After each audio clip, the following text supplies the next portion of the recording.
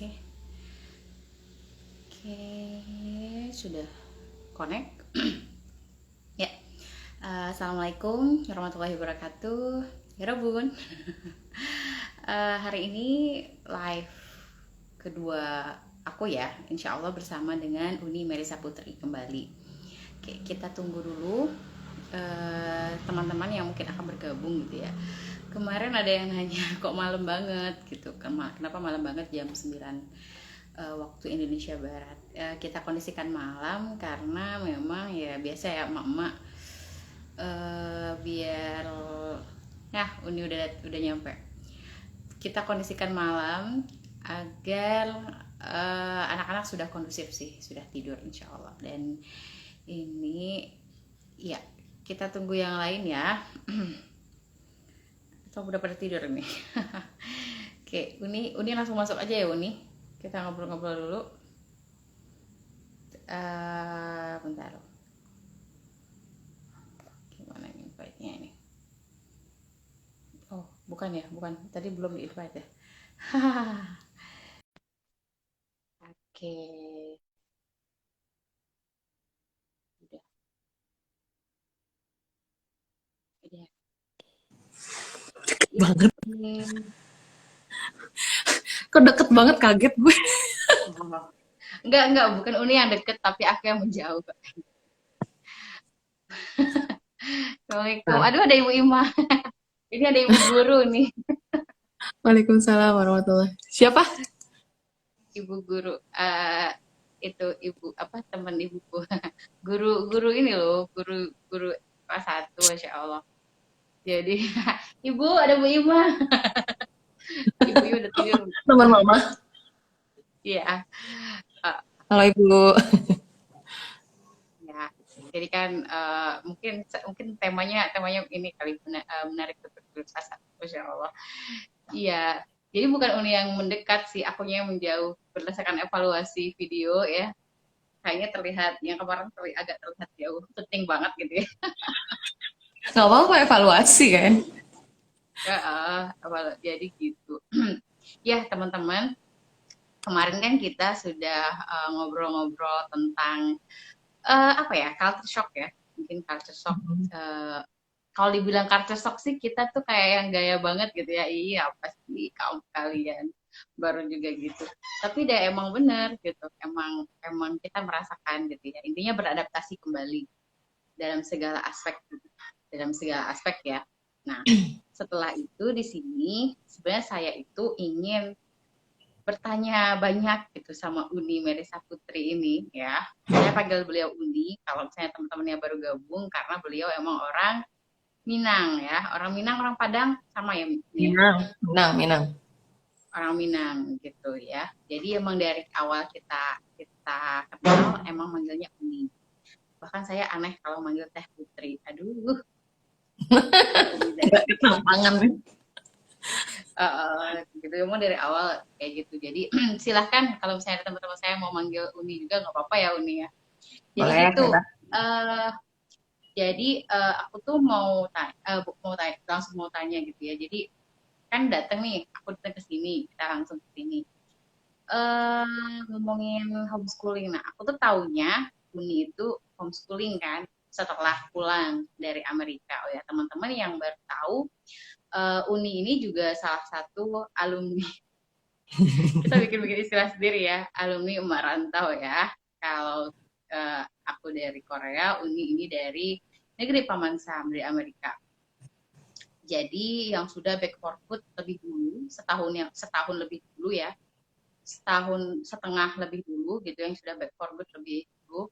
Dan setelah back for good sampai sekarang Uni itu memutuskan untuk homeschooling ya anak-anaknya yang Zazi, yang kembar. Nah itu saya tuh pengen tahu nih, kenapa Uni memutuskan homeschooling, ataukah memang Uni itu punya standar sendiri gitu ya, standar pendidikan sendiri gitu ya, secara Ideal ya, ideal pendidikan itu. peradaban. Secara kita Pulpen. alma maternya Uni ini dari kampus pendidikan gitu. Begitu juga dengan suami. Kalau aku kan cuma aku sendiri gitu dari kampus pendidikan. Jadi beda dunia gitu, kayak gitu. Itu terus paling itu ya. Dan apa namanya, terus kiat-kiat apa ya? Oh iya, gimana Uni bisa tahu kalau anak-anak Uni itu cocok untuk HS kan? Uni kan pernah live ya tentang HS.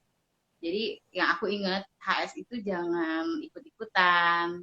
Terus kita secara sadar gitu ya. Aku Kayak sama tahunya ya juga. Uni, aku tahunya ingatnya dulu waktu booming HS itu Uni itu nama Uni itu nggak terdengar sama aku asik Asik. dulunya Kurang gitu. terkenal ya.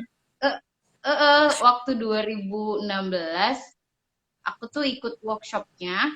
Waktu itu lagi hamil Sofi 8 bulan. Aku sampingan sama Teh Inca yang sekarang punya sekolah YP di Bandung kan. Beliau ini menginisiasi dari KS Enca juga bahasa Inggris kan? dari home education. Enca bahasa Inggris kan ya? Iya, ya dari home education itu beliau waktu itu tertarik sama Teh DM. Teh DM, siapa sih nama aslinya Teh Maya waktu itu ketemu. Waktu itu yang ngisinya Teh Patra, Bu Kiki Barkia sama Bu Ida. Bu Ida PKBM juara. Hmm. Itu masih dalam naungan Sabumi sih waktu itu. Kayak gitu. Jadi sedikit tidaknya tahu gitu. Dan aku tuh ngobrol-ngobrol soal HS itu malah dengan Ami, dengan siapa tetangganya Uni dulu. Nggak ngobrol sih, cuma aku tahu dia bakal HS gitu. Siapa tetangganya Ya, Mina, Mina. Mina. Nah, Mina yang suka dipanggil Mina. Ya, itu gitu. Uni tuh nggak ada di radar. Nggak Emang dulu iya, ya, emang nggak iya. ada di radar. Emang iya. Gitu. Makanya aku tertarik nih, apalagi Uni kayaknya sih bukan publikasi apa ya, dokumentasi. Apa namanya sih istilahnya? Arsipnya Apa? itu bagus bener lah gitu. Arsip. Ya, mangga Uni. Dari tadi ngobrol aja. Ya, Uni. Oke, Kesapa dulu. Bismillahirrahmanirrahim. Hai, yang pada nyapa. Halo teman-teman semua, terima kasih sudah bergabung. Makasih juga buat Iim udah ngasih kesempatan. Jadi Im ya, aku tuh tadi kan bilang aku ngonten dulu Im. Jadi aku ngonten apa? Ngonten sesuatu hal yang belum aku pernah ungkapin ke teman-teman onlineku. Jadi sebelum Iim ngajakin kolaborasi itu, aku tuh memang sudah berniat untuk pengen ngelakuin IG live, tapi kan belum pernah sendirian ya. Aku pernah ngelakuin IG live sendirian, terus aku kayak ngaco gitu kan. Jadi aku kayak masih takut gitu untuk memulainya. Nah, tiba-tiba Iim kan membutuhkan informasi, terus ya udahlah ini saat yang tepat untuk berbagi. Kenapa sih? Bagaimana dulu lah, bagaimana aku waktu itu pada akhirnya memutuskan homeschooling gitu kan ya. Kalau misalnya ditanyakan bagaimana atau mengapanya itu sebenarnya memang sifatnya itu benar-benar alasan personal ya. Jadi nggak ada yang terkait dengan idealisme aku sebenarnya. Dan memang kan aku akui sih setelah menjadi ibu-ibu kayaknya idealisme zaman mahasiswa tuh agak terkikis gitu kan. Nah, Bukan agak sih. banyak terkikisnya. Memang dulu sebelum menikah itu memang aku belum kenal istilah homeschooling, tapi memang udah seneng gitu untuk berbagi tentang, bukan berbagi, berpikir tentang nanti kalau gue punya anak, gue maunya kayak gini deh, maunya kayak gini. Terus, aku kayaknya bukan tipikal, kan kita kalau di UPI tuh lewat SD ya, Im ya, kalau mau ke Gerlong. Nah, aku tuh sering banget tuh ngomel gitu ke siapapun lah, aku nggak ngerti, atau mungkin aku ngomel ke diri aku sendiri, aku lupa. Ih, kenapa sih ibu-ibu tuh bawain tas anaknya, terus ngobrol-ngobrol, ngerumpi gini. Aku nggak mau deh, aku nggak siap deh jadi ibu-ibu kayak gitu, gitu kata aku tuh ya. Tanpa mengenal istilah homeschooling ya, nggak pernah kebayang tuh ke anak sendiri kayak gimana, tapi hati tuh udah komplain. Nah, pas tahun 2012, aku hamil kan barengan sama DM yang tadi kamu bilang. DM-nya Maya, Maya, Dewi Maya. Nah, DM Bentar itu Uni, ini memberi, kayaknya sinyalnya. gimana? Bentar. Uni, boleh aku ini ada yang mau aku benerin nih terkait sinyal. Aku lupa matiin sesuatu Oke, di oke. belakang. Aku Bentar. ngomong sendiri aja tuh, oh nggak boleh. Oh iya, bentar, bentar. Enggak, nanti kamu Ini nggak dengar, berhubungan nanti dengan kamu sinyal nggak dengar. soalnya. Soalnya di belakang tuh Oke, laptop ada yang nyala. Kayaknya sih gara-gara itu. Bentar ya, oke. bentar ya. Ya teman-teman sambil nunggu IIM ngebenerin sinyal, teman-teman boleh meninggalkan komentar meskipun belum ada yang perlu dikomentarin. Silahkan say hi teman-teman yang sudah datang, terima kasih. Kita malam hari ini akan membahas tentang homeschooling, ceritanya mah. Masya Allah, udah banyak banget. Komen dong. temennya Im ataupun temennya aku, teman-teman online-nya kita, biar aku nggak sendirian. Kan nggak asik ya Ya, Uni, sendirian. aku kembali. Ada laptop yang belum matiin dan itu tuh mutar video gitu. Terus udah bagus nih sekarang. Dah, Hmm. Ya, kita lanjutlah. kasihan ditinggal sendiri kata si Uci, makanya Ci temenin. Eh, gimana gimana? Nggak mau lihat ibu-ibu yang kayak gitu pokoknya dulu ya. Tahun 2012 waktu hamil, DM yang tadi kamu sebutkan namanya itu berkontribusi secara nyata lah ya untuk Ya, aku tahu. I know her. ya untuk kayak apa ya, brainwash otak aku ya. Maksudnya kita udah punya bakat untuk melirik homeschooling lah, tapi kita nggak kenal aja sama homeschooling. Nah, DM ini memperkenalkan homeschooling itu. Padahal kita jadi DM itu HPL-nya Juni ya, apa Juli gitu ya, aku lupa. PL-nya Aku kan Duha ya. Duha, heeh. Aku HPL-nya kan September 1 aku tuh HPL-nya. Jadi kita tuh aku kan kembar ya, jadi perut kita tuh sama gedenya. Bahkan kata temen aku tuh perut aku lebih gede gitu kan. Nah, di situ dia apa ya, memberitahu aku informasi tentang homeschooling. Nah, waktu Zaiziat lahir, aku tuh udah ternyata, tapi aku lupa, ternyata aku udah beli buku tehnya Teteh Kiki Barkiah, aku udah beli Yang bukunya Mas mana? Aar, Emang udah ada Uni yang 5 guru kecil. 2014 deh kayaknya yang Teh Kiki Barkiah kayaknya. Bukan yang Yang 5 lima guru guru kecil kan kecil bukunya tuh. atau bukan? Oh, udah yang baru ya, baru banget ya. Yang pertama apa sih? Enggak, aku lupa. Aku ingatnya tuh 5 guru kecil itu pas akunya udah lahiran.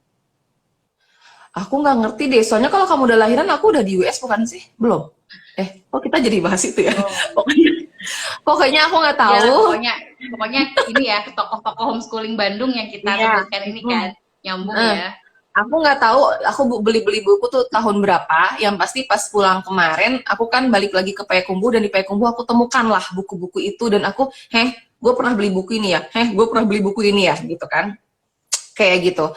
Jadi sebenarnya tahun 2012 2013 itu udah punya apa istilahnya, udah ngelirik gitu, tapi kayak kayaknya nggak mungkin deh, gue kan pemarah gitu kan, kayak gitu. Ditambah waktu itu tahun 2015 suami aku lagi sibuk-sibuknya kerja, terus peka untuk persiapan keberangkatan, aku tuh tingkat emosinya makin meningkat kan. Jadi di situ aku sudah menutup rapat-rapat, aku nggak akan lirik homeschooling, kata aku gitu. Tahun 2016 sampai US, aku nggak lirik homeschooling, aku nggak kuat, makanya langsung Zaiziat dimasukin ke sekolah gitu. Tahun di 2000 di Bandung, di enggak, di US di US. 2016 sudah di Oh US. iya. Di Payakumbuh sempet sih, tapi itu tujuannya tuh bukan, jadi kayak lebih biar akunya free. Nah, tujuannya salah lah pokoknya intinya ya. Nah, tahun 2018 aku lagi hamil Zainab, itu udah mulai sounding. Karena suamiku kan tahun 2019 akhir udah mulai selesai harusnya kan. Aku udah mulai bertanya gitu ke suami, ini anak-anak nanti gimana? Terlepas kita pulangnya barengan atau aku pulang duluan, anak-anak kayak gimana nih pendidikannya? Tapi karena waktu itu obrolan kan masih, kamu tahulah sendiri rumah tangga seperti apa gitu ya. Intinya mah obrolan nggak akan bisa continue, nggak akan bisa konsisten, nggak akan bisa deep gitu ya. Kayak ini aja gitu, kayak bunga-bunga yang kecium baunya aja gitu, membicarakan tentang anak tuh gitu kan. Tapi otak aku udah bergumul itu, otak aku udah bergumul, kayaknya salah satunya homeschooling deh pilihannya gitu. Kayak gitu. Nah, mulailah waktu itu aku ikut pelatihannya Teh Mirza. Itu juga teman-teman Sabumi. Kalau kamu kenal, beliau tuh sering aktif menulis di Jakarta Post. Beliau alumni UPI juga kalau nggak salah tuh, kakak tingkat aku. Yang intinya tuh aku di situ membekali diri aku untuk menyusun kurikulum. You know kan, kalau misalnya guru, otaknya kalau mau ngesekolahin anak, kurikulum first gitu kan. Jadi aku mau homeschooling anak, aku mau bekelin diri aku untuk kurikulum gitu kan. Aku ikutan waktu itu, nama kegiatannya tuh AHA kelas tulistiwa kalau nggak salah tuh. AHA tuh ada kepanjangannya tapi aku lupa. Oh, bukan AHA yang baru nikah kemarin ya. Lanjut. iklan pemirsa. Terus terus setelah aku ikut itu, aku ngerasa so-so. Maksudnya so-so tuh gue udah tahu itu gitu kan. Perbedaannya adalah ini lebih Teh Mirza ngebantu teknisnya banget, iya gitu loh. Kan kalau kita kan guru mata kuliah, mata pelajarannya ini ya, kamu bahasa Arab, aku bahasa Inggris, terus kita kan bikin kurikulumnya ngambil dari panduan dari pemerintah, terus kita tinggal menurunkan ke apa RPP kan, lesson plan gitu kan. Kita nggak bikin silabus kan udah ada kan dari tim kurikulum kan. Terus di situ aku tuh ya udahlah gampang lah gitu kan, maksudnya gampang tuh ya udah kebayang lah gitu kan. Dan apalagi waktu itu aku kan pernah jadi guru PAUD ya, aku pernah jadi guru PAUD. Nah terus pas nyusun kurikulum yang di AHA itu sedikit banyaknya mirip banget sama waktu aku bikin silabusannya PAUD aku itu. Jadi kayak aku udah bosen sebenarnya gitu, tapi waktu itu aku ikutin juga. Nah akhirnya aku tuh kayak apa sih yang aku butuhin lagi gitu ketika aku homeschooling gitu loh. Jadi sekarang aku bisa menyampaikan, dulu aku nggak tahu, sekarang aku bisa menyampaikan bahwa kalau kita mau homeschooling anak-anak kita itu, kita bener-bener harus berani untuk bertanya serewel apapun ke diri kita sendiri. Jadi rewel, bawel, menyebalkan lah, kayak kita menyebalkan untuk diri sendirilah gitu. Jadi kalau misalnya ada, aku tuh pernah berada di titik gini, Bud, lo tuh terlalu banyak mikir, udah lakuin aja. Sebenarnya itu nggak apa-apa gitu, banyak mikir itu. Gitu. Tapi waktu itu aku tuh sebel sendiri sama diri aku gitu. Tapi sekarang aku menyampaikan ke kamu yang mungkin akan berpikir tentang pilihan itu, gitu. Nggak apa-apa gitu, nggak apa-apa sampai sebel ke diri sendiri yang terlalu ribet gitu loh, yang terlalu dibilang idealis sih enggak sih. Karena kalau idealis harusnya bukan homeschooling juga sih pilihannya. Pokoknya ini bukan soal idealisme ya teman-teman. Kayak gitu. Nah, baru pada tahun 2000 pas pulang ke Indonesia itu 2019 September, karena aku baru menemukan tadi buku-buku harta karun tadi, kemudian aku baca lagi. Nah, aha momen aku itu ketika membaca bukunya Mas Aar. Tapi bukan buku Mas Aar yang aku punya. Jadi, aku minjem ke perpusnya temenku. Ardiana Ruspi. Mas Aar Sumardiono Rumah Inspirasi. Oke, sorry aku tadi nggak bilang. Tadi aku bilang. Mas Aar yang... Kirain Pak Ardiana Ruspi. Enggak, yang Rumah Inspirasi. Beliau kan praktisi udah tahun 2007 ya, kalau nggak salah tuh. Iya, iya. Nah, dari buku beliau yang sebenarnya aku punya bukunya, tapi aku lupa dan aku pinjam buku ke perpusnya temenku, dan dari buku perpus temenku itulah aku menemukan titik terang. Sebenarnya bukan titik terang yang kemudian membuat aku, wah homeschooling itu gampang ya, bukan. Tapi titik terang yang membuat aku berpikir bahwa homeschooling itu sangat-sangat cocok di keluargaku. Nah, tadi kan kamu nanya, gimana caranya Uni tahu anak-anak Uni itu cocok sama homeschooling? Aku bilangnya itu cocok di keluargaku ya. Ya, aku tadi bilang di keluarga apa di diriku ya. Pokoknya aku lebih ke keluargaku dulu, lebih ke diriku dulu, belum ke anak-anak. Karena apa? Ini pun aku baru sekarang taunya. Dulu aku berpikir selalu child center. Karena kan zaman kita dulu tuh lagi musim-musim child center banget kan. Peralihan dari teacher center ke student center kan. Jadi dari mengajar ke pembelajaran. Ya, nah itu kan zaman kita banget tuh.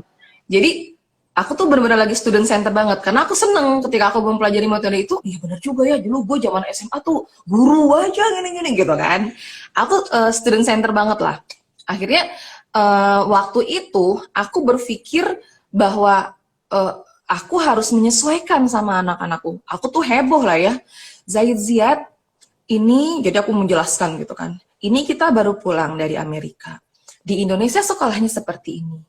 Bahwa mereka jalannya ya, maksudnya jalan lagi menemui sekolah yang memang akan aku paparkan ke mereka gitu. Waktu itu kondisi kita udah di Payakumbuh tuh cuman kalau di Payakumbuh itu SD Umi loh dulu, cuman gitu-gitu doang. Jadi ini bangunan sekolah di Indonesia kayak gini loh gitu intinya. Tapi yang benar-benar dipaparkan sampai berhenti masuk ke sekolahnya, ngobrol sama gurunya, itu pas di Bandung gitu. kayak gitu. Nah, aku karena berpikirnya student center, jadi aku benar-benar kayak pengen memastikan cocok dulu nih sama anak. Aku nggak mau nih anak aku tuh nanti menuntut lah istilahnya tuh. Kenapa dulu Umi homeschoolingin kita tapi nggak nyuruh kita sekolah? Aku takut banget digituin anak gitu loh. Tapi sekarang aku baru tahu lah. Sekarang aku baru tahu student center sama teacher center itu uh, apa ya? Harus balance lah. Maksudnya balance itu kita tidak bisa memposisikan persepsinya student sama persepsinya teacher itu sama gitu loh. Jadi bagaimana balance-nya itu adalah kita benar-benar melis atau mendata atau mendata apa-apa yang itu tuh menjadi poin pokok yang memang dimiliki anak. Misalnya kalau kayak anak-anak aku itu poin pokoknya kan bahasa, ya kan? Bahasa. mereka awal-awal nyampe di Indonesia tuh sempet ada fase di mana mereka tuh kayak ngerasa jadi berantem sama temen tuh bukan karena berantem ini, tapi kayak berantem nggak ngerti. Jadi temennya netawain dia, tapi netawain bukan netawain ngebully. Emang ada yang lucu, tapi dia nggak ngerti yang lucu bagian yang mana. Joknya orang Amerika sama jok orang Indonesia kan beda. Jadi di situ aku ngelihatnya. Pas gitu kok aku haus ya, Im. Maaf ya teman-teman. Aku kayaknya lupa minum. Disiram dulu tadi berapi-api soalnya. Lagi di Bandung berarti ini Uni. Iya. Lagi di Bandung. Gitu ya. Jadi mereka sempat punya ada kendala itu. Itu salah satu poin yang aku nggak bisa, yang itu tuh jadi poin, apa tadi aku membahasakannya, poin utama gitu kan. Nah, balance-nya kalau dari orang tua apa? Dulu, ini aku bicaranya gini ya. Dulu, jadi aku ada pelajaran yang ingin aku sampaikan gitu ke Iim lah. Dan ke teman-teman yang memang mendengarkan sekarang ataupun nanti ketika udah di YouTube ataupun di IGTV. Bahwa ya ini pengalaman aku, mungkin teman-teman bisa meminimalisir kendala teknis mungkin, tapi ya namanya apa ya, perjalanan kita nggak bisa tahu ya kita akan kendalanya itu seperti apa. Nah kalau aku kayak gini, jadi aku berpikirnya dulu udah karena student center tadi, jadi yang aku agak kurang aku balancingkan, jadi kurang aku seimbangkan dari sisi akunya. Tapi secara tidak sadar sebenarnya aku apa ya, gimana membahasakannya, kemisuh-misuhan aku ke suami ketika sebelum memutuskan homeschooling itu, ternyata itu adalah bagian dari aku menyeimbangkan yang tadi anak-anak aku sudah sampaikan, baik secara verbal langsung ataupun secara sosial mereka, aku lihat dari sosial mereka, aku lihat dari perilaku mereka sehari-hari gitu. Ngerti nggak sih maksud aku? Jadi menyamakan persepsi sama anak kan nggak harus diskusi ya. Kita bisa melihat dari pengalaman anak bersosial, pengalaman anak bersikap gitu kan, responnya seperti apa. Intinya mah dari keseharian anak-anak kita bisa melihat ini loh faktor yang membuat anak kita tuh memang homeschooling menjadi pilihan yang lebih baik bagi mereka gitu ketimbang formal. Jadi di sini aku disclaimer, meskipun udah sering banget di disclaimer sama teman-teman homeschooler yang lain, homeschooling bukan pilihan terbaik. Jadi kalau ada orang homeschooling, wah keren, itu aku ngalamin banget dulu. Wah Putri keren banget ya homeschooler gitu kan. Kok bisa sih milih homeschooling gitu? Enggak gitu. Tapi memang bakal masuk euforia itu. Jadi kalau kita jadi homeschooler tuh bakal masuk ke euforia itu, apalagi homeschooler masih sedikit kan. Tapi sebenarnya enggak gitu, enggak. Kalau kita, karena sekolah kan memang kultur seperti itu ya, ketika ada sesuatu hal yang minor, yang enggak dominan di dalam masyarakat, terus kita pilih, pasti orang akan wow gitu kan. Baik wow-nya itu positif ataupun wow-nya negatif. Tapi kalau kita sekolah formal kan udah biasa. Mau di wow apa, paling di wow biaya sekolahnya 100 juta, paling gitu kan kalau mau di wowin kan. Itu. Jadi maksud aku mudah-mudahan nyampe ya. Nggak apa-apa mencari faktor yang bikin anak tuh cocok sama homeschooling, tapi juga memastikan sesuatu hal yang bisa kita seimbangkan dari sisi orang tua itu nggak kalah lebih penting. Apa aja sih? Kalau aku dulu yang bikin aku misuh-misuh itu pertama soal kemampuan aku mengontrol emosi. Itu kan udah isu dari zaman Zaid Ziad kecil. Dan aku harus berani mengakui itu. Aku harus jujur mengakui itu gitu. Aku nggak bisa tiba-tiba jadi Wonder Woman. Gue nggak pemarah kok. Gue orang tua yang baik. Nggak pernah marah sama anak. Cocok homeschooling. Nggak kayak gitu Ideal kan. gitu ya, ideal. Ideal gitu. Tapi lebih ke, oke, aku punya anger issue, aku harus ngontrolnya kayak gimana ya? Aku harus ini kayak gimana? Jadi kita kayak nyari penyelesaian terhadap permasalahan diri kita sendiri. Terus yang berikutnya, uh, sebenarnya nggak perlu nunggu masalah itu selesai. Jadi kita udah list nih masalah kita apa, kemungkinan yang muncul ketika homeschooling itu apa, kita udah list, terus problem solvingnya udah list juga. Saya kalau aku marah, misalnya kan problem solvingnya itu adalah melatih untuk mengontrol emosi. Itu kan panjang lagi ya bahasanya, nggak usah dicontohin. Nah, itu yang kita list, itu yang kita list. Kemudian nggak perlu nunggu selesai karena sebenarnya permasalahan orang tua dan anak tuh kagak ada ujungnya sih kata aku. Pasti mau kita udah menjadi orang tua yang berkarakter positif pun yang namanya masalah sama anak sih pasti ada, mau homeschooling ataupun tidak gitu. Perbedaannya kalau homeschooling akan lebih kental, kalau anak sekolah formal at least ketika anak sekolah masalah selesai dulu lah, ya nggak?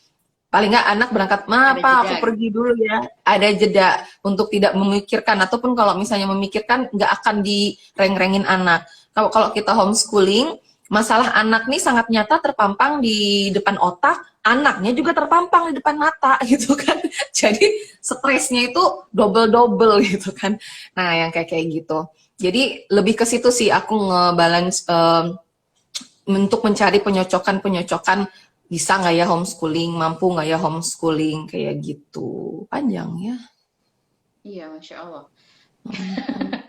Iya, emang itu sih tadinya aku memang mau mencari jawaban itu gitu. Jadi aku nggak mau ikutan tren atau misalnya kayak kata Uni tadi dibilang wow, walaupun memang ya ketika kita memutuskan sesuatu yang tidak biasa itu pasti ada ini gitu. Dan juga pengen ngasih tahu gitu ke teman-teman juga, benar kata Uni bahwa homeschooling bukan pilihan yang terbaik sebenarnya kayak gitu. Jadi kita kalau aku tuh awalnya karena keadaan aja sih Uni tadinya mau homeschooling itu karena keadaan. Sekarang lagi pandemi, teknis sih, teknis banget ya Allah, mama banget aku tuh sebenarnya nggak nyampe ke kompleks ke situ. Padahal sebenarnya aku menggali homeschooling itu dari udah lama gitu kan ya, dan aku menyatakan diri bahwa kita ini mak rantau minority ya, waktu itu saat aku masih di Korea gitu, mereka butuh homeschooling itu kebutuhan. Jadi tapi bukan berbentuk homeschooling, berbentuk kayak home education, kayak home team gitu kan. Kita bikin-bikin kayak dari segi ruhiyahnya gitu, ruhiyah ibadah kayak gitu, karena yang tidak mereka dapatkan di sekolah di Korea saat itu, walaupun baru preschool gitu, walaupun baru daycare kayak gitu kan. Nah, sekarang aku pikirannya lebih ke teknis emak-emak Indonesia banget lah. Aku datang ke sini masa pandemi. Terus si Sofi yang pertama itu kelas 1, kelas 1-nya tuh jadi bisa SD-nya tuh tahun depan gitu kan, karena umurnya itu 6 tahunnya itu September. Aku masukin TK, toh TK-nya juga online gitu. Kayak gitu. Dan aku lihat gak semua sih, teman-temanku itu banyak yang stres dengan PJJ, walaupun mereka sebenarnya SD, jenjangnya SD gitu. Stres dengan PJJ yang mungkin mereka tidak biasa, dan mungkin kita juga walaupun sok-sokan kita bilang kita udah biasa tapi sama aja kayaknya stres. Nah yang aku lihat di sana mereka kenapa bukan stres ya, kenapa mereka itu karena jenuh gitu ya. Pertama jenuh, kedua mungkin bukan ininya, karena kan tiba-tiba banget kan PJJ itu di sini, dan yang selanjutnya itu yang mereka nggak paham menguasai ini. Jadi kebanyakan aku tuh sering-sering banget ngerjain soal ya gitulah pokoknya, emaknya tahu aku orang bahasa Arab, ini kerjain ini, ah, yang sekolah siapa? Nah gitu, dari situ berangkat, dari situ aku bilang gue nggak mau anak gue kayak gini, gue nggak mau kayak gitu kan. Kita nggak tahu ya di Indonesia PJJ walaupun sudah ada pengumumannya tahun ini. Itu sih sebenarnya yang bikin aku uh, comeback lagi gitu, buka-buka lagi soal homeschooling. Kalau soal home education itu kan itu biasa ya, bukan biasa. Itu pasti gitu, walaupun kita menyekolahkan anak kita ke sekolah formal. Nah, kayak gini. Cuma yang sekarang malah yang semangat itu suamiku. Ya gimana ini evaluasinya kayak gitu, so kamu tanya kayak gitu kan. Sebenarnya secara apa ya, secara substansi, secara itunya tuh udah paham, udah tahu oh kayak gini kayak gini. Nah, secara teknisnya ini loh Uni, secara teknis kayak Uni di awal itu kan berarti Zazi itu homeschooling itu masuk SD. Ya. Ya, SD. TK-nya itu semua full di US. Zazi itu udah SD kelas 1 di US. Cuman kita kan pulang ketika mereka sedang kelas 1 jalan.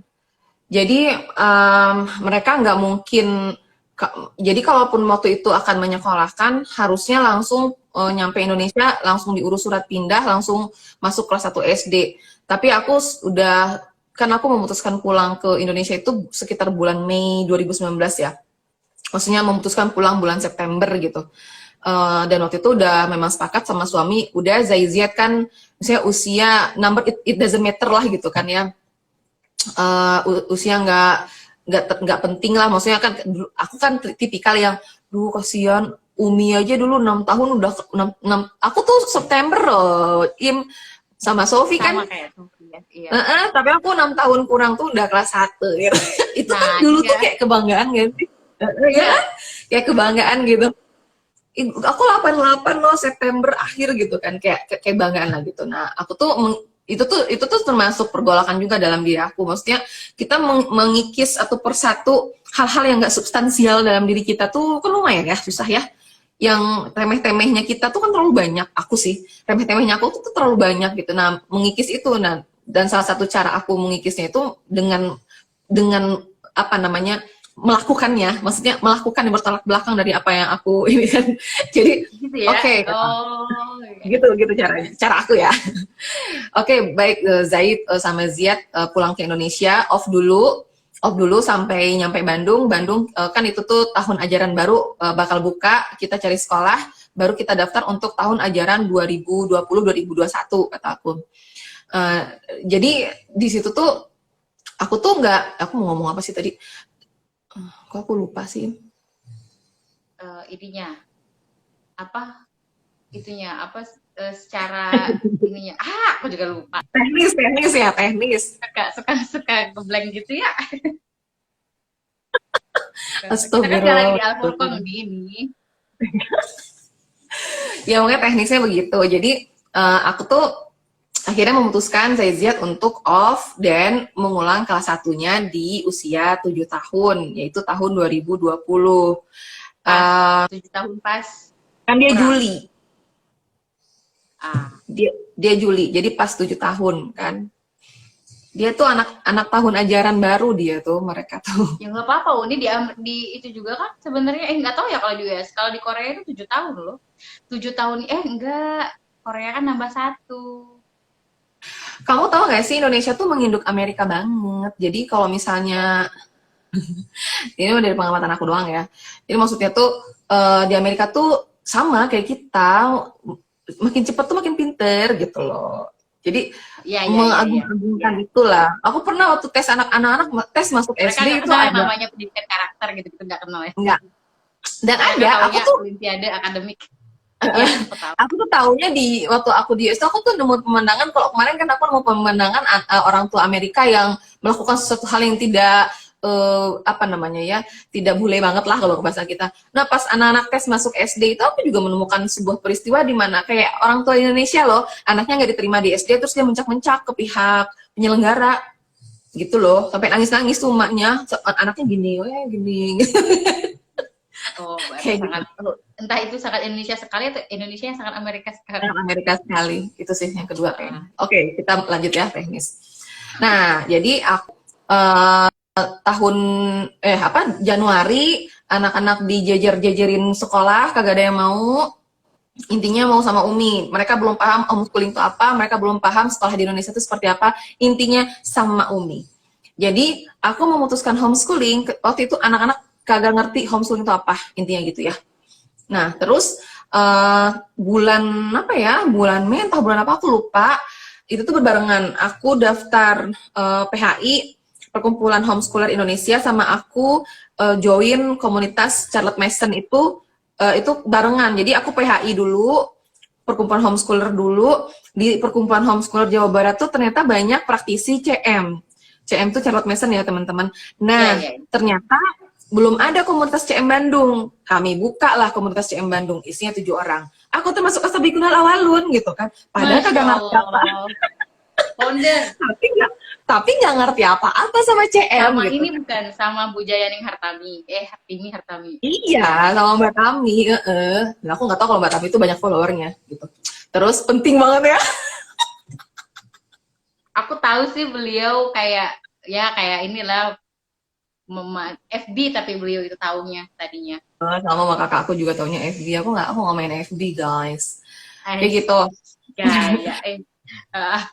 Nah, waktu itu aku taunya jadi gini ya teman-teman. Kalau mau tahu teknis, sebenarnya aku marahin sebenarnya. Jangan tanya teknis sama praktisi. Karena berbeda tahun praktek, berbeda pula kemungkinan teknisnya karena terkait peraturan pemerintah. Oke, sebenarnya itu udah jawaban sih sebenarnya, skakmat udah. Aku nggak perlu jawab sebenarnya. Tapi kalau memang teman-teman butuh pengalaman aku, waktu itu bulan Mei aku baru cuman taunya gini, homeschooler itu, anak-anak homeschooler itu nggak apa-apa nggak didaftarkan dari kelas 1. Jadi aku nyantai gitu kan, nyantai gitu. Ah udahlah nanti aja lah, kelas 5 itu aja udah, kan paling cepet kelas 3 SD. Kelas 5 masih boleh katanya setahun sebelum UN ya, setahun sebelum UN. Katanya itu bener-bener kayak katanya tuh nggak boleh gitu kan. Katanya tuh bukan sebuah sumber. Nah, terus karena aku gabung di PHI tadi, gabung di CM tadi, terus teman-teman kan share info gini-gini. Yang intinya tuh, hah, nggak boleh ya? Harus dari kelas 1? Ya udah ribu gitu kan. Dan waktu itu udah bulan Juli kalau nggak salah.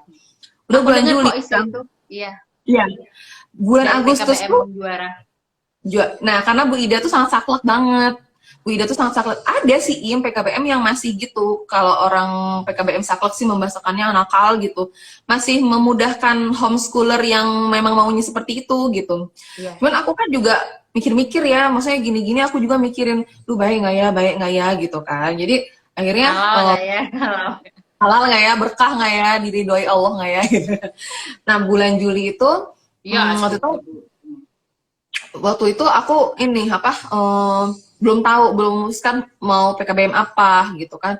Aku nggak ngerti-ngerti amat soal PKBM, maksudnya aku nggak punya channel juga, aku nggak pernah ngelirik kan. Aku maksudnya tahu sih anak homeschooler tuh daftarin PKBM, tapi katanya pokoknya informasinya katanya lah intinya mah. Akhirnya pas kali informasi itu dari teman-teman PKBM, akhirnya aku bukan ikutan sih, aku lihat kembali YouTube Pak suaminya Bu Ida yang tentang peraturan pendidikan non formal gitu kan. Disitulah aku memperoleh bahwa aku harus mendaftarkan anak-anak secepat mungkin. Akhirnya aku cari informasi PKBM. Tadinya juga aku mau daftarin ke PKBM juaranya Bu Ida, tapi aku takut ada kendala lokasi. Maksudnya takutnya tuh kan nggak cukup waktu gitu ya untuk menanya-nanyakan nanti kalau ujian ini. Sedangkan anak-anak aku masih kelas 1 SD dan untuk pindah PKBM masih memungkinkan. Akhirnya aku nyari PKBM di Kota Bandung. Waktu itu kan aku belum tahu bakal pindah ke Tangsel ya. Terus Uni boleh jelasin dulu PKBM itu apa mungkin sama teman-teman. Oh iya bener ya, PKBM itu apa? Apa itu PKBM? Ada yang nangis bentar nih ya saat jelasin PKBM. Oke. Jadi teman-teman udah diam lagi. Enggak, masih ada. Bentar. Sambil jelasin PKBM. Temenin. Oke, kita ngebahas PKBM dulu ya. Ini MC-nya ya benar-benar luar biasa. PKBM itu kepanjangan dari bentar ya, aku takut salah. Kabur dulu bentar.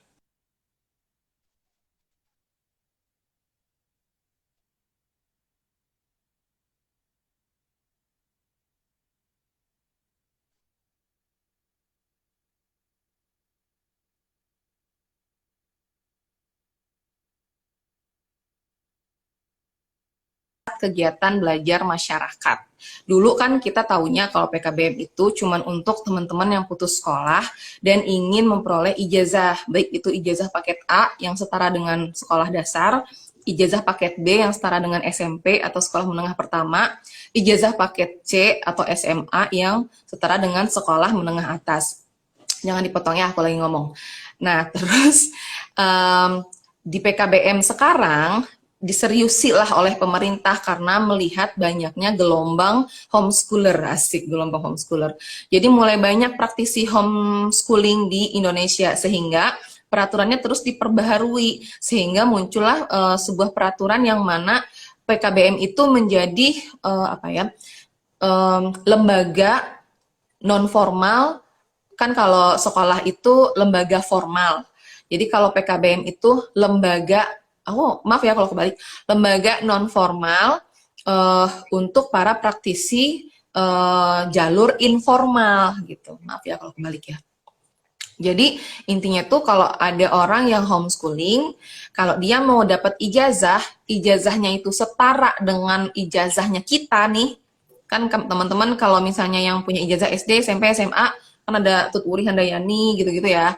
Nah, terus kita bisa daftar kan, kan kalau kita daftar perguruan tinggi kan pakai semua ijazah itu kan. Nah, ijazahnya anak-anak homeschooling ini dijamin keberlakuan sih, dijamin sama setara dengan ijazahnya anak-anak lulusan sekolah formal gitu loh. Jadi dulu kan isunya gini, kalau kita homeschooling itu nggak bisa daftar di kampus negeri misalnya gitu. Nah sekarang isu itu makin lama makin mereda karena memang sudah banyak homeschooler yang membuktikan gitu loh. Jadi istilahnya kita mah nggak asabi kunal awalun teuing gitu karena udah banyak banget praktisi homeschooling yang membuktikan anaknya tuh sampai ke jenjang pendidikan yang lebih tinggi seperti halnya yang kita inginkan. Belum tentu kan anak ingin itu. Terus iya.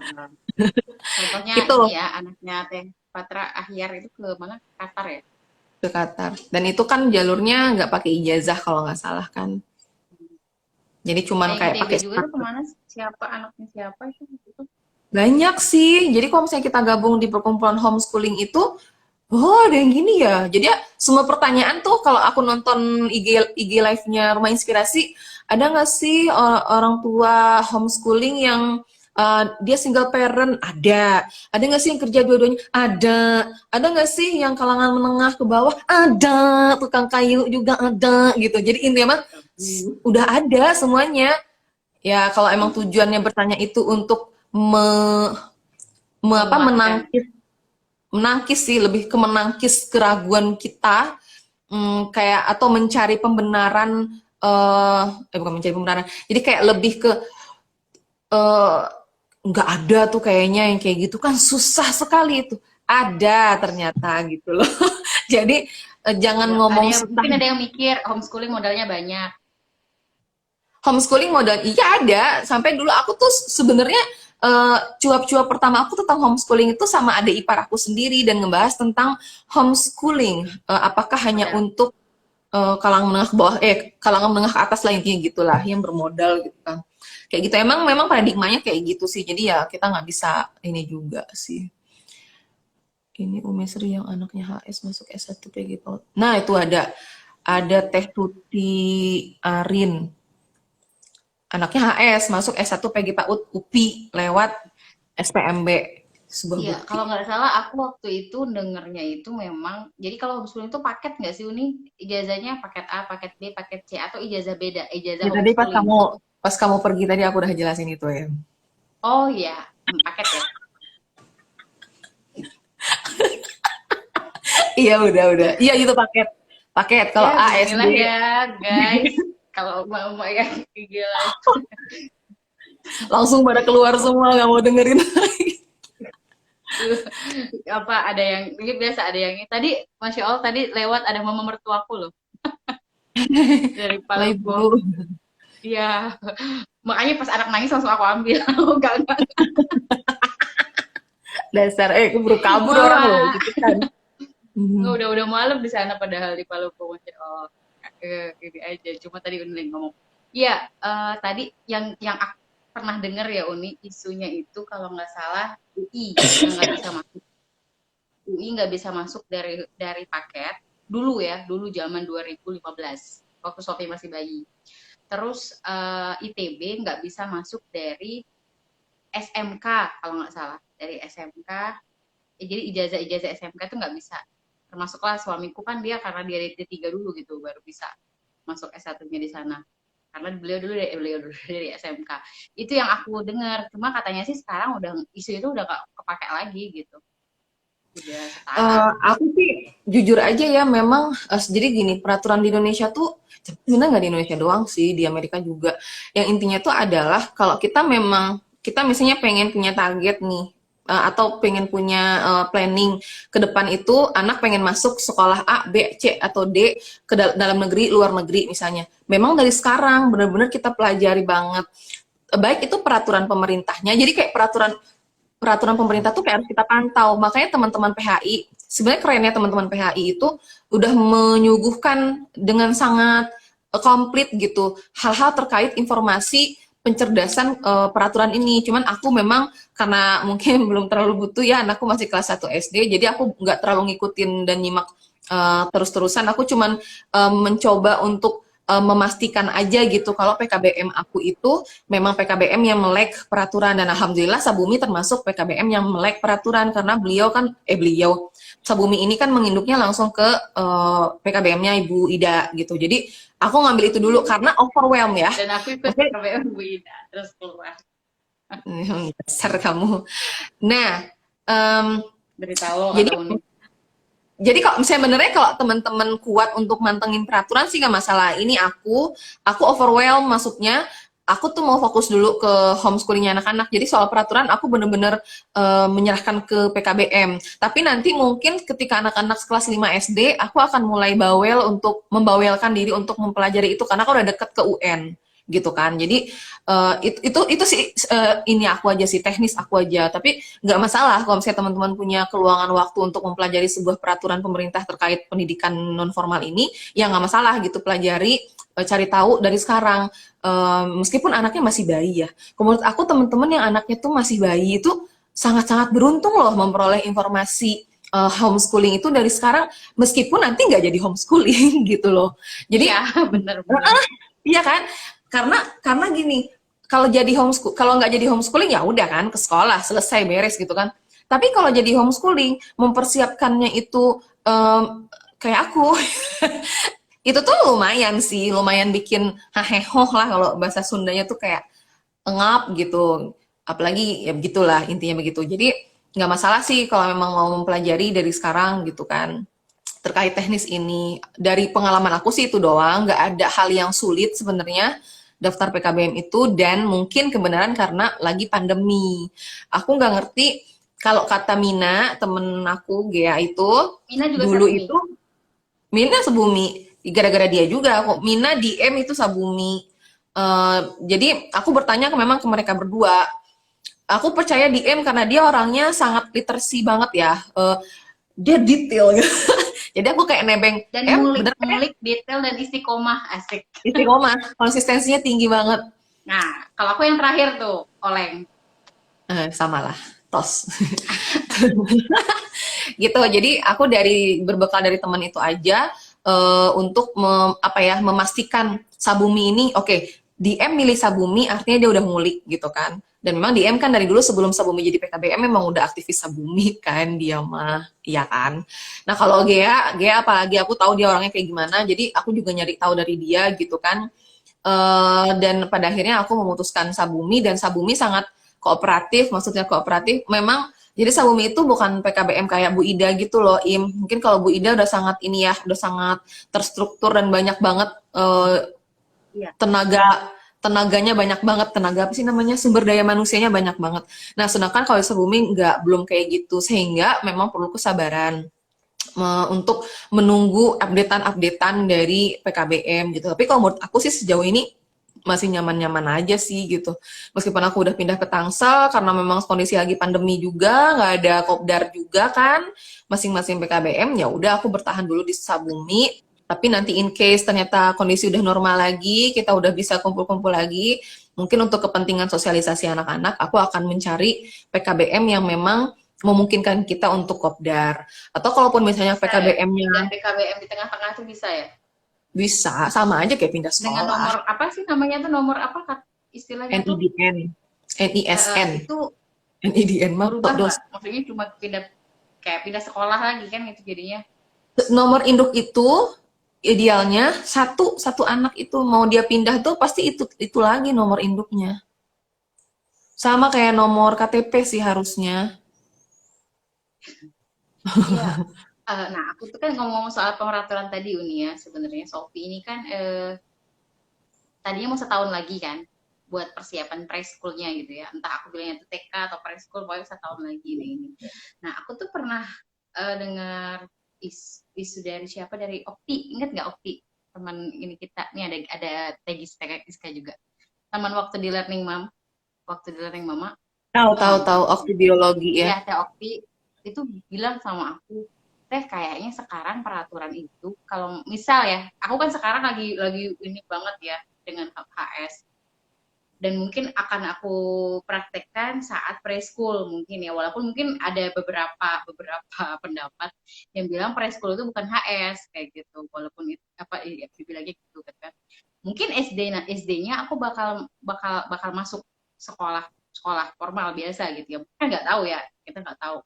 Nah, katanya sih ada peraturan sekarang SD itu harus ada ijazah TK kayak gitu loh.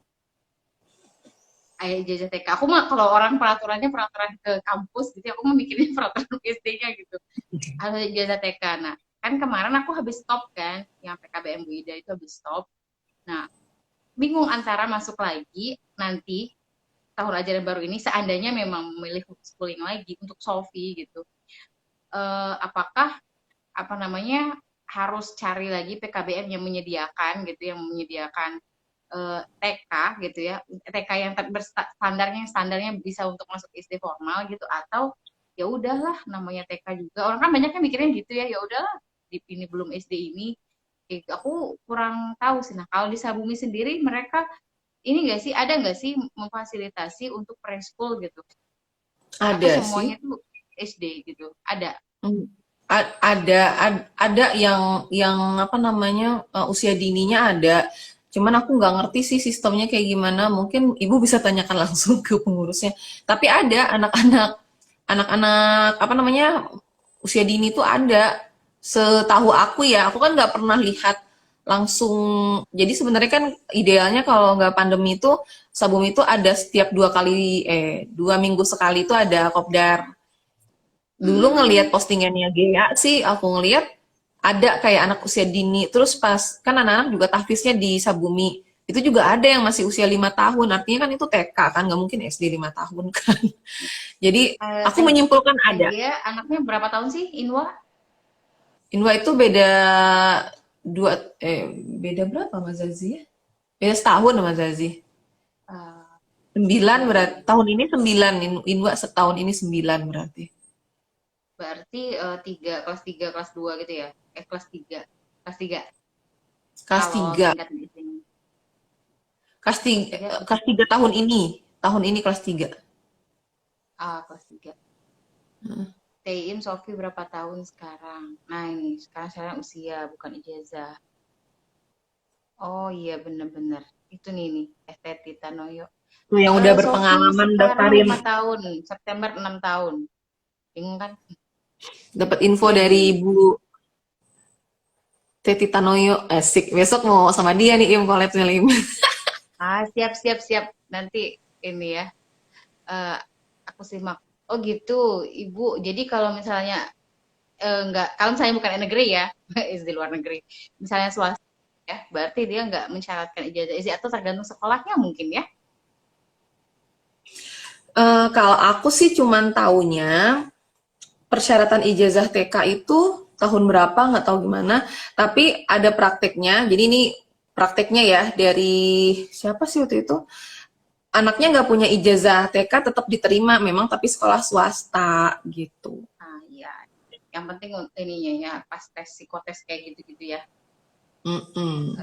Karena Sama sih biasanya kita gini sih. Im, kalau ada peraturan baru, dia akan efektif itu setahun atau 2 tahun setelah peraturan itu diterbitkan. Jadi meskipun peraturan itu misalnya diterbitkan tahun sekarang, tapi efektif untuk dilaksanakannya tuh belum tahun sekarang gitu loh.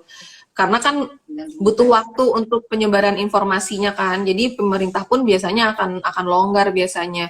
Tapi nggak masalah kamu cari tahu dulu benar-benar gitu informasi yang valid tentang ijazah TK ini. In case misalnya memang ternyata tahun 2022 ya 2022 ternyata memang harus pakai ijazah TK. Oh ya, ya mending daftarin lagi aja PKBM untuk dapetin ijazah TK. Aduh, ijazah. Iya. Iya, Uni, ini nggak kerasa ini 21.58 ya. Tapi kita tadi agak enggak sih nggak ngaret kalau hari ini ya. Kalau kemarin baru ngaret. Kalau hari ini kayaknya tepat waktu. Tapi kita kemarin lebih 5 menit loh, by the way. Makanya Bisa kata dicek aku nggak? kayaknya bisa 1 jam lebih curiganya mah. Cuma nggak Kita tahu garing lebihnya aja kapan. mengakhirinya, kita garing aja mengakhirinya dengan kepotong sama Instagram gitu loh. Oh, Gak apa-apa. iya. Nggak enak lah Uni. Karena nanti ini diupload. Juga Oke. arsip, arsip. Jadi Uni ada satu lagi yang mau aku tanyain sebenarnya. Abis itu setelah ini Uni kasih ya kasih konklusinya ya apa namanya ringkasan lah ya apa gitu yang bisa kita dapat dari ngobrol-ngobrol kita malam ini. Nah aku tuh penasaran. Uni itu kan ngajarin anak-anak itu kan pakai ya itu tadi salah satunya Charlotte Mason tadi ya. Itu metode ya Uni ya metode atau kurikulum. Panjang jawabannya, Im. Oh iya, enggak itu aja apa ini aja metode apa kurikulum gitu kan kalau metode kan ada kalau tasik kan metode UMI kalau kurikulum kan kurikulum 2000 beda kan itu Itu metode itu udah jelas-jelas metode. oh metode nah iya aku lihat UNI kan apa mungkin karena UNI dari US jadi anak-anaknya itu diajarinnya itu by English gitu semuanya dari mulai Iya. ketawa tuh Giska apa dari mulai math mungkin science gitu ya pokoknya semuanya bahasa Inggris kan kayak gitu nah itu apa teman-teman yang di Charlotte Mason juga atau di PKBM juga itu juga kayak gitu. Berarti kan kalau misalnya berbeda berarti kan nggak PKBM tidak memprovide itu gitu ya memprovide apa ya namanya tuh konten bukan konten Mantan materi bahasa ajar Inggris. gitu materi ajar berarti Uni ambil sendiri cari sendiri gitu. Oke. Aku untuk kepentingan PKBM metodenya hanya drilling soal aja dan itu mepet waktu ujian. Jangan ditiru ya ibu-ibu. Karena kepentingan Ah, karena kelas 1 SD itu enggak susah. Jadi karena ya begitulah intinya. Jadi untuk PKBM untuk saat ini aku belum benar-benar yang serius banget gitu loh. Dan alhamdulillah ya ya ijazah ya alhamdulillah terbit dan nilainya juga nggak malu-maluin.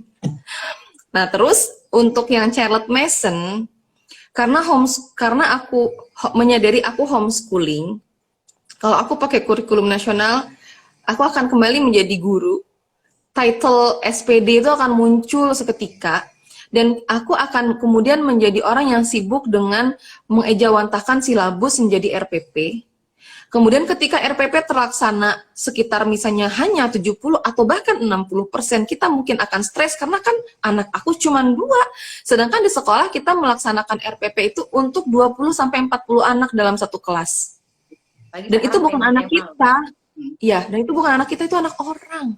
Anak orang sama anak kita itu beda. Beda. Jadi makanya aku waktu itu teman aku yang memperkenalkan tentang metode yang dipakai oleh teman-teman homeschooler. Aku berpikir waktu itu ketika aku homeschooling, aku cukup memilih kurikulum aja. Aku berpikirnya dulu tadinya kayak gitu. Kalau nggak misalnya Kurnas, kalau nggak anak aku ngigo. Kalau nggak misalnya Kalau nggak misalnya aku pilih Kurnas, kalau nggak aku mau pilih kurikulum yang internasional apa ya? Oh ya Cambridge gitu kan. Dua apa lagi ya kira-kira? Oh ya kurikulum ini, oh ya kurikulum itu. Kurikulum itu banyak banget tersebar di seluruh pelosok dunia. Tinggal Kalau di googling. Amerika itu apa sih namanya? Kalau di Amerika Amelia, ada Amelianya gitu. Ah, nggak tahu. Ada nama ceweknya, pokoknya waktu itu aku yang pas aku bilang ikut interview di Korea itu Melia, kok Meliana sih? Ada Amelianya. Itu state mana dulu? Amerika tuh beda state, beda lagi namanya. Oh nggak tahu, aku mah taunya Amerika aja cuma Madonna aja.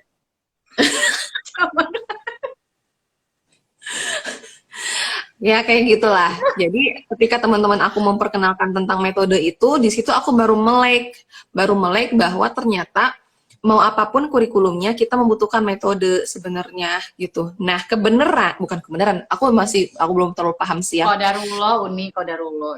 Enggak, bukan maksud aku gini. Jadi Lah, kan kan metode Montessori itu dia punya kurikulum kan? iya, Yes. Metode Charlotte Mason pun mereka punya kurikulum. Aku mungkin dulu punya bego nggak ininya, bahan ajarnya itu punya. punya, ada di sebuah Iya sih, website, iya sih. Karena setiap metode punya bahan ajar.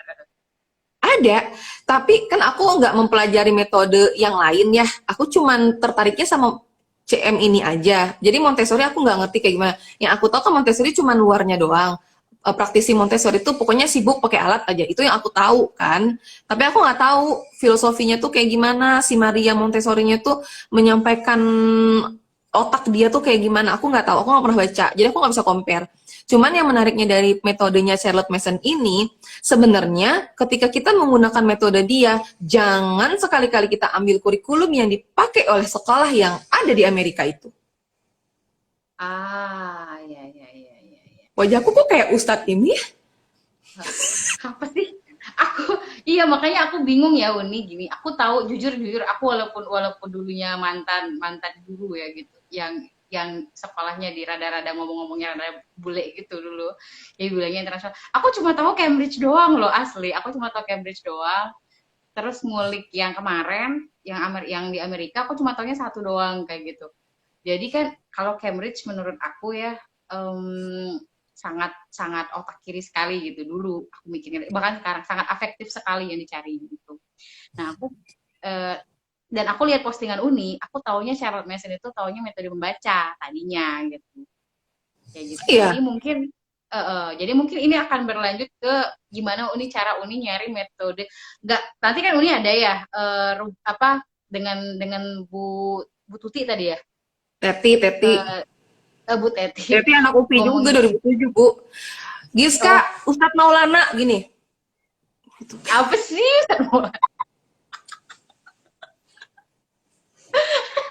nih kalau udah ngumpul nih aduh ini ini kita geng new mom ya dulunya ya, kecuali Umi. Jadi masih ngobrolin gimana lahiran sesar dengan normal dulu kan ya. Sekarang udah ngobrolin kurikulum sekolah ya Tegis kayak ya Allah. Jadi uh, jadi aku tuh nanti ya next ini mungkin next live ini aku bakal ngulik gimana cara Uni mengambil kurikulum itu gitu. Bukan ininya ya, bukan bisa sih nanti nyambung ke live-nya Uni sama Bu Teti tentang Charlotte Mason. Tapi aku tuh gini, bingung. Aku tuh takutnya gini loh. Anak aku tuh dari awal dia A B C D kayak gitu loh. Fonemnya itu fonem English gitu. Entah nggak tahu itu fonem English, British, Amerika, pokoknya A B C aja dia tuh. Dan Englishnya dia itu English Korea. Annyeonghaseyo, abi, di, si. Ada loh ciri khas orang Korea ngomong Inggris tuh ada. Nah itu anakku. Nah gitu. Jadi aku nggak tahu. Aku takutnya gini. Kalaupun aku nanti bakal mengikuti jejak Uni gitu ya, apakah aku akan mengambil? Ada teman aku yang udahlah ngapain orang juga udah di Indonesia, udah A B C D aja kayak gitu. Aku nggak tahu. Tapi aku nggak mau memotong, membatasi kemampuan mereka gitu. Kalau mereka bisa global, why not gitu. Aku mikirnya gitu. Tapi kalau misalnya mereka oke lah kayak gini aja, toh kita dulu juga boro-boro bahasa Inggris gitu ya, apa namanya, pada akhirnya kan kalau udah gede bisa-bisa aja gitu, bisa apa ya, bisa karena deket sama Uni aja sebenarnya. Karena di FBBS jadi mikirnya gitu gitu. Nah apakah ya gitu memutuskan, takutnya sih gaya-gaya doang kan, sekarang kan banyak ya orang international school masukin anak kayak gitu, terus esensinya apa gitu. aku pun sebagai mantan guru di sana kan mikirnya ada yang mereka cus tapi pada saat belajar ininya tuh nggak dapet gitu. Ada yang miss kayak gitu. Nah, aku pengen tahu gini nanti next time kenapa Uni ya selain karena Uni dari US gitu ya atau teman-teman yang lain. Oke, ya Uni ya. Kita ini lewat 7 menit aku nggak tahu takut dipotong Instagram nanti jelek nanti kalau diuploadnya kalau kita kepotong ya. Ini kan Maaf bakal pemirsa, Teti Tanoyo itu 2008, dia marah nanti sama aku. oh ya ampun berarti dia di kelas dong Ya. iya iya tet ya jadi dia manggil ibu manggil Teti aja manggil Bu Teti manggil Teh Teti iya Teh Teti Kamu kalau Masya live Allah tuh jadi rajin-rajin apa sih liatin orang yang komen ih. iya sok liatin iya aku mah belum lulus jadi host jadi sok liatin liatin ini jadi ini aku tuh sebenarnya kepo ya dan Giska kepo sebenarnya aku pengen pengen ikut apa enggak ini tuh pengen HS apa enggak tapi kalau mau nanya nelfon berdua doang sama Uni tuh kok sayang gitu kan aku nggak mau nulis gitu jadi mending aku livein aja aku taruh di YouTube aku gitu kan lumayan nambahin jam tayang ya Hemat. oh, ya Allah. Ibu tolong digaji saya ya Bu ya.